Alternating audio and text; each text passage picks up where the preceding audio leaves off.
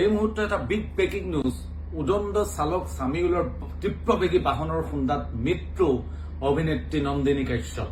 নমস্কাৰ বন্ধুসকল, মই বাবুল আলী হাজৰিকা সকলোকে আন এটা ভিডিঅ'লৈ স্বাগতম জনাইছো। আৰু প্ৰথমেই সকলোৱে যিখিনি ভিডিঅ'টো আৰম্ভণিত শুনিলে হয়তো আজিৰ দিনত হোৱা ঘটনাৰ এটা বিপৰীত কথা শুনিছে, আচৰিত নহব। আৰু ভিডিঅ'টোত সকলোৰে সহযোগিতা কামনা কৰিছো। আৰু মই প্ৰথমেই আজিৰ দিনত অভিনেত্ৰী নন্দিনী কাশ্যপৰ তীব্ৰবেগী বাহনৰ খুন্দাত মৃত্যু সামিউলৰ মৃত্যুত গভীৰ দুখ প্ৰকাশ কৰিছো আৰু লগতে তেখেতৰ আত্মাৰ সদ্গতি কামনা কৰিছো। শান্তিত স্থান পাওক। লগতে তেখেতৰ শোক সন্তপ্ত পৰিয়াললৈ দুখৰ গভীৰ সমবেদনা জ্ঞাপন কৰিছো। কিন্তু প্ৰথমে যে মই ওলোটাকে কলো যে অভিনেত্ৰী নন্দিনী কাশ্যপ অৰ্থাৎ তীব্ৰবেগী বাহন চলোৱা চালক সামিউলৰ বাহনৰ খুন্দাত মৃত্যু হৈছে বুলি ওলোটাকে যে কলো, এইটো কাৰণেই কলো যদি আজিৰ দিনত অসমত এই ঘটনাটো ওলোটা হল হয়, সামিউলৰ বাহনৰ খুন্দাত নন্দিনীৰ মৃত্যু হল হয়, তেতিয়াহ'লে একাংশ সংবাদ মাধ্যমে কিন্তু এনেকৈ বাতৰি পৰিৱেশন কৰিলে হয়। আৰু তাৰ তলত একাংশ উগ্ৰ ব্যক্তিয়ে কমেণ্ট কৰিলে হয় যে এয়া এটা জেহাদ হয়, ড্ৰাইভিং জেহাদ, বা কোনোবাই কলে হয় এয়া পৰিকল্পিত হত্যাকাণ্ড হয়। আৰু একাংশ কোনোবাই এয়াও কলে হয় যে এয়া এই সমগ্ৰ এই ঘটনাটোৰ কাৰণে মুছলমান ধৰ্মাৱলম্বী লোকক টাৰ্গেট কৰিলে হয়। কিন্তু আজি নন্দিনী কাশ্যপৰ তীব্ৰবেগী বাহনৰ খুন্দাত সামিউলৰ মৃত্যুৰ পাছত কিন্তু অসমৰ এজনো মুছলমানে কিন্তু এই নন্দিনীয়ে প্ৰতিনিধিত্ব কৰা ধৰ্মক গালি পৰা নাই। কিন্তু তাৰ বাবে মই ধন্যবাদ জ্ঞাপন কৰিছো, বা সামিউলৰ পৰিয়ালক ধন্যবাদ জ্ঞাপন কৰিছো যে কোনো ধৰ্মীয় ৰহনখনা নাই। সকলোৱে এটা কথা মনত ৰখা উচিত যে দুৰ্ঘটনা এটা আকস্মিক ঘটনা।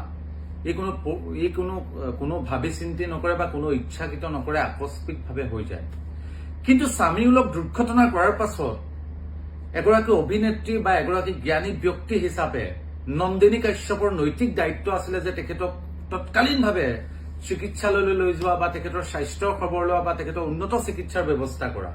কিন্তু তেনে নকৰি পেলাই তেওঁ বিভিন্ন ধৰণৰ ভিডিঅ' দিলে, কিবা কৰিলে, বা দুৰ্ঘটনাটো ইমান গভীৰ নহয় বুলি কলে তেওঁ, বা ইমান তেওঁ দুখ নাই পোৱা বুলি কলে।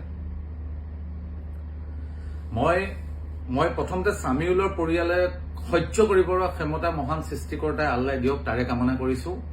আৰু এতিয়াও নন্দিনী কাশ্যপক আহ্বান জনাইছো যে সামিউলৰ পৰিয়ালৰ অন্ততঃ সামিউলৰ এই মৃত শৰীৰটোৰ ওচৰত গৈ পেলাই আপুনি এবাৰ ওচৰলৈ যাওক আৰু নিজকে অনুভৱ কৰক যে আপুনি দুখী, যে তেওঁ দুৰ্ঘটনাটো আপুনি ইচ্ছাকৃত কৰা নাই। সেই মুহূৰ্তলৈকে আপুনি দুখী নাছিলে, কিন্তু দুৰ্ঘটনাৰ পাছত যে সামিউলক উন্নত চিকিৎসাৰ আপুনি ব্যৱস্থা নকৰা বা সামিউলৰ আপুনি খবৰ নোলোৱাটো আটাইতকৈ ডাঙৰ পাপ কৰিছে। অন্ততঃ তেওঁৰ এই মৃত শৰীৰটোৰ ওচৰত গৈ পেলাই সেই কথাটো আপুনি অনুভৱ কৰক।